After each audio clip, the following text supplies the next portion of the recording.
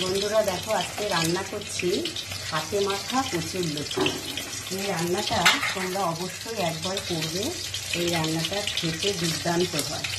প্রথমে কচুরলতিটা গরম জলের মধ্যে একটু ভিজিয়ে রাখবো, তারপরে জল ঝরিয়ে এবার কচুরলতিটার মধ্যে হলুদ গুঁড়ো, লঙ্কার গুঁড়ো, জিরের গুঁড়ো, নুন, চিনি সব একসঙ্গে দিয়ে ভালো করে এটা মাখতে হবে। প্রথমে শুধু মাখবো, এটাকে বলে হাতে মাখা চিংড়ি মাছের লতি।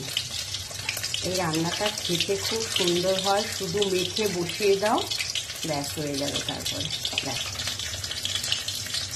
এবার তেল দিচ্ছি। দেখো, বেশ খানিকটা সর্ষের তেল দেবো,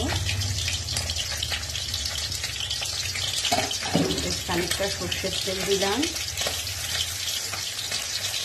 তাহলে হলুদ গুঁড়ো, লঙ্কার গুঁড়ো, জিরের গুঁড়ো, নুন, চিনি, আর এইখানে আসল জিনিসটা এবার দেবো, এই যে পেঁয়াজ কুচি দেবো, ঝিরঝিরে করে পেঁয়াজ কুচি। তারপরে দেবে যে রসুন কুচি, রসুনটা গ্রেট করে নিয়েছি, তবে খেতে ভালো লাগবে।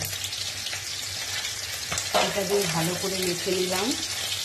এবার দেবো হচ্ছে নুন হলুদ মাখানো চিংড়ি মাছ। এগুলো ভাজতে হবে না, এগুলো এর মধ্যেই হয়ে যাবে। নুন হলুদ মাখানো চিংড়ি মাছ দিলাম। দেখো, এরকম সুন্দর করে হাতে মেখে নিতে হবে।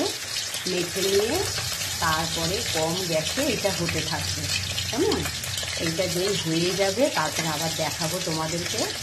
এইরকম করে মেখে বসিয়ে দাও, ব্যাস। কোনো আর রান্না নেই, এইভাবে রান্না করো। একবার আমার কথা শুনে খেয়ে দেখবে, দুর্দান্ত টেস্ট হয় হাতে মাখা কচুরলতিটা।